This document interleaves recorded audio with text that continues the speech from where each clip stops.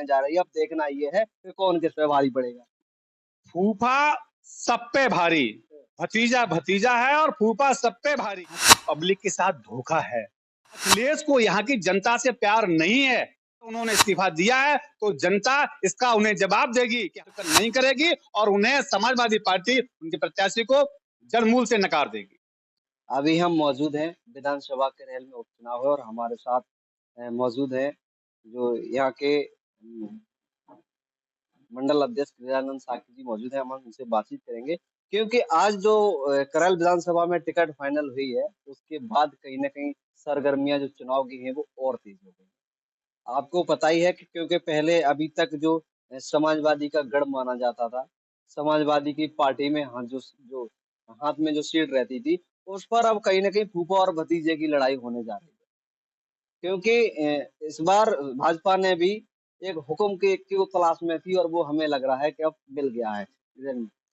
बिल्कुल भैया, आपने बिल्कुल सही कहा। उन्हें हमें भाजपा को जो प्रत्याशी इस समय शीर्ष नेतृत्व ने दिए हैं, मैं शीर्ष नेतृत्व का धन्यवाद और आभार व्यक्त करता हूं कि इस समय करहल के उपचुनाव में अनुजेश प्रताप सिंह यादव बहुत ही मजबूत, दमदार और शानदार प्रत्याशी हैं। बहुत, हालांकि प्रचार के लिए उन्हें समय बहुत कम मिला है। संगठन हमारा पूरी तरह से बूथ स्तर से लेकर और विधानसभा तक पूरी तरह से चुस्त और दुरुस्त है। दमदार प्रत्याशी होने के नाते हम विधानसभा करहल के उपचुनाव को लगभग 30,000 वोटों से और अधिक अंतर से जीते। हमने अभी एक आपसे बात की थी कि हुकुम का इक्का मिला है। इससे पहले आपने देखे हैं, तमाम चुनाव देखे हैं, क्योंकि यादव प्रत्याशी शायद है भाजपा ने नहीं पाया और कहीं ना कहीं उनका जो सैफई परिवार है उससे नाता भी है। तो अगर इसमें टक्कर होगी तो क्या रहेगा, चुनौतियां क्या रह सकती? देखिए, चुनौतियां भाजपा के लिए इस समय कोई चुनौती नहीं है। भाजपा से ही श्रीमान सुब्रन सिंह यादव एक बार प्रत्याशी रहे और वो करहल विधानसभा से चुनाव लड़े और चुनाव जीते। ऐसा नहीं है कि करहल से भाजपा चुनाव नहीं जीती है, करहल से भाजपा चुनाव जीती है और इस बार यादव दमदार प्रत्याशी होने के बाद चुनाव जीतेंगे। सैफई का क्या है या सपा का क्या है? सपा सिर्फ और सिर्फ अपने परिवार के लिए जिस किसी को चुनाव में ले आते हैं सिर्फ अपने परिवार को लाते हैं। भाजपा का मन सबका साथ और सबका विकास, सबका विश्वास।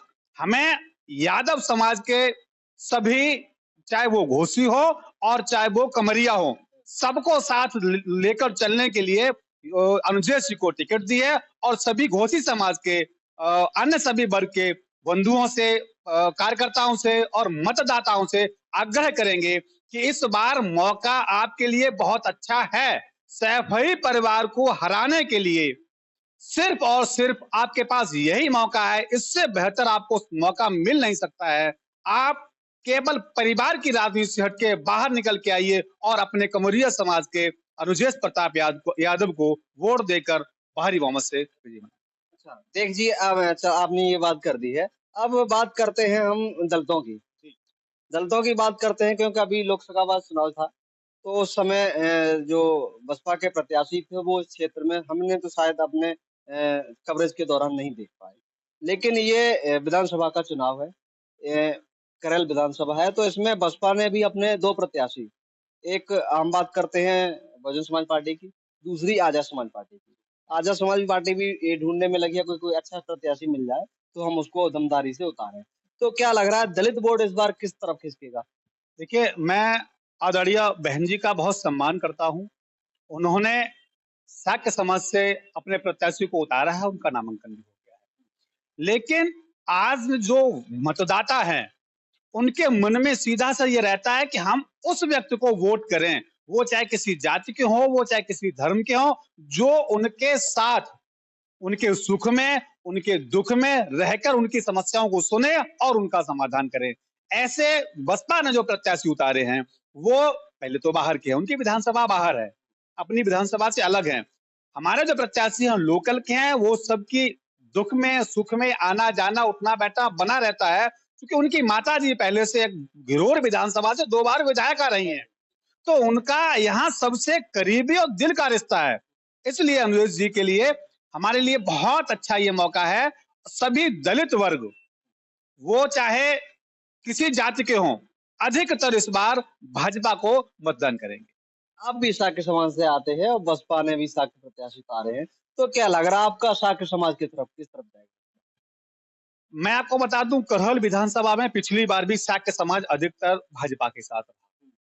3-5 कुछ वो इन्होंने जो भ्रांतियां फैलाई, जिसमें उन्होंने कहा कि संविधान खत्म कर देंगे, आरक्षण खत्म कर देंगे, संविधान बदल देंगे, ये सारी बातें, भ्रामक बातें पब्लिक में ले आए। पब्लिक कहीं न कहीं भ्रमित हुई। अब सब जान चुके हैं कि इनका जो झूठ का पुलिंदा है वो पूरी तरह से खत्म हो गया है। सभी दलित, शोषित, वंचित, किसान, सभी लोग इस समय भाजपा के साथ हैं। वो चाहे किसी जाति, धर्म और किसी वर्ग के हैं, सब लोगों ने मन बना लिया है। अनुजेश जी को भारी वोटों से करहल विधानसभा के उपचुनाव से जिताना है। चलिए, देखिए अब थोड़ी-सी और चर्चा कर लेते हैं, क्षेत्र में बात करते हैं विकास को लेकर के, किसानों को लेकर के थोड़ी-सी बात करते हैं। आपने देखा है सरकारें वादे बहुत करती हैं, बीजेपी ने भी बहुत वादे किए हैं, किसानों के हित में भी कार्य किए, ऐसी बात नहीं है। लेकिन अभी किसानों की मेन समस्या है खाद को लेकर के। हमने देखा है कि मदन में सोसाइटी बनी है, वो भी एक ऐसी जगह पे है जहाँ खाद नहीं उपलब्ध हो पा रही है। उसके बाद एक कोडिया नंगला कंचन पे सोसाइटी बनी है, उसकी भी खाद वहाँ पे उपलब्ध नहीं हो पा रही है, ओछा में बाँटी जाती है। 3 सोसाइटियों की एक ही जगह खाद बाँटी है, जिससे किसानों को बहुत ज़्यादा समस्या होती है। और खाद जो पर्याप्त मात्रा में है, प्रशासन और उसका नाम सरकार कहती है कि हमने पर्याप्त मात्रा में, लेकिन किसान से अगर बात करते हैं, तो वो भी अभी भी कह रहा है कि हमें खाद की किल्लत हो रही है। भाई साहब, बिल्कुल ठीक बात, आपकी बात को मानता हूं, लेकिन कुल मिला के ये है कि चूंकि ये समय ऐसा है, इसमें कई फसलों की बुवाई एक साथ होती है, इसलिए खाद की 3-5 कहीं न कहीं समस्याएं तो हैं, लेकिन इतनी समस्या नहीं है। यहाँ पे क्या है कि जो आप बता रहे, औछा में एक जगह खाद बट रही है। मधन, जो कि तिसा के नाम से सोसाइटी है, मधन पे है, तो मधन वहां जाने के लिए रास्ता थोड़ी अवरुद्ध है। बारिश अभी अधिक होती रही, इसलिए वहां खाद वहां पहुंच नहीं पा रही है, इसलिए वो यहाँ पे आगे सभी की इकट्ठी खाद बट रही है। 3-5 छोटी बहुत समस्याएं हैं, उनके समाधान के लिए हम लोग, हमारी सरकार पूरी तरह से लगी है। जहां थोड़ी बहुत समस्या आ रही है, उसके लिए सब मिलकर प्रयास कर रहे हैं और इस समस्या का बहुत जल्द समाधान होगा। सभी किसानों को भरपूर खाद बहुत जल्दी मिलेगी। सूबे के मुखिया ने अभी ट्वीट कर एक जानकारी दी थी कि अपने जितने भी जनप्रतिनिधि हैं, वो अगर कहीं गड्ढा है जो सड़क में, उसको प्रशासन को अवगत कराएँ, वो गड्ढा मुक्त किए जाएँगे। तो क्या लग रहा है आपके क्षेत्र में कुछ हुआ है? देखिए, हमारी जो सड़क है, आप जिसमें निकल के आए हैं, मुझे लगता है इसमें थोड़ा बहुत गड्ढा था। पिछले अभी लगभग 1 महीने पहले उस पे काम हुआ, छोटी बहुत जो टूट-फूट रह गई, तो वो पूरी तरह से दुरुस्त हो गई है। हमारे यहाँ किसी सड़क में अब कोई गड्ढा नहीं है। जी। चलिए, बहुत-बहुत धन्यवाद आपका हमसे बात करने के लिए। जैसा कि आपने देखा मामला बहुत दिलचस्प होने जा रहा है क्योंकि इस बार यादव प्रत्याशी भाजपा ने भी उतार दी है और कहीं न कहीं एक रिश्तेदार जो है, हमने आपको पहले ही बताया है फूफा और भतीजे की इस बार लड़ाई होने जा रही है। अब देखना ये है कि कौन किस पे भारी पड़ेगा। फूफा सब पे भारी, भतीजा भतीजा है और फूफा सब पे भारी। चूँकि फूफा की जो राजनीति है, वो जमीन से जुड़ी हुई है। ये तेज प्रताप जी जो सपा के प्रत्याशी हैं, कभी पब्लिक में नहीं दिखते हैं, कभी ग्राउंड पे नहीं आते हैं। ये केवल एसी में बैठ के बनने वाले प्रत्याशी हैं। इन्हें जनता पहले भी नकार चुकी है। इसीलिए बार-बार सैफई के लोगों ने कभी इन्हें कन्नौज भेजा, उसके बाद इधर से उधर कर रहे हैं। केवल उनके घर में एक यही इस समय ऐसे व्यक्ति बचे थे जिनके पास कोई जिम्मेदारी नहीं थी। इन्हें दिया है तो जनता अब इन्हें करहल से भी नकार देगी। ना आप आपने कहा कि कहीं से ज़िम्मेदारी नहीं दी गई थी। अखिलेश कन्नौज से चुनाव लड़े थे। इनको टिकट कहीं नहीं दी गई। तो क्या उन्हें पता था कि हाँ, ये करहल हमारी विधानसभा खाली होगी, उसके बाद हम इनको यहाँ चुनाव लड़ाएँगे? ये यहाँ की पब्लिक के साथ धोखा है। पब्लिक ने, मतदाताओं ने जो वोट दिया था वो अखिलेश जी को दिया था। अखिलेश को यहाँ की जनता से प्यार नहीं है। अगर जनता से प्यार होता तो मैनपुरी की करहल विधानसभा से इस्तीफा नहीं देते।